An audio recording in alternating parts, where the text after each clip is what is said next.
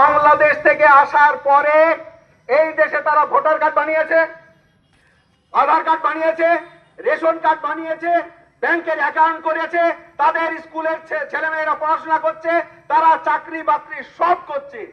আচ্ছা, এগুলো করলো কি করে? কটা মুসলমান আধিকারিক বিভিন্ন ডিপার্টমেন্টে চাকরি করে যে মুসলমানের হয়ে তারা কাজ করে দিয়েছে?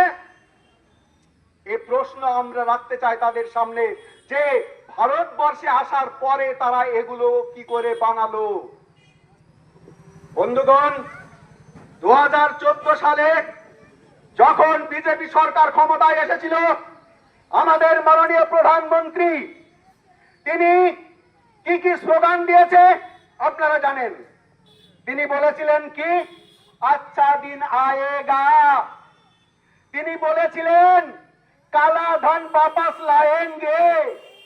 তিনি বলেছিলেন सबका साथ सबका विकास।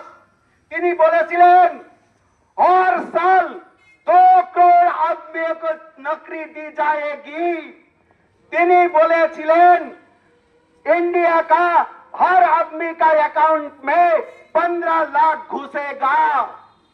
এখানে যদি কেউ দাঁড়িয়ে থাকা বলতে পারেন আপনারা যে আমার অ্যাকাউন্টে 15 লাখ টাকা তো দূরে থাক, 1 লাখ টাকা ঢুকেছে, আমি তাকে পুরস্কার করব, এটা ছিল বিজেপির ভাওতা।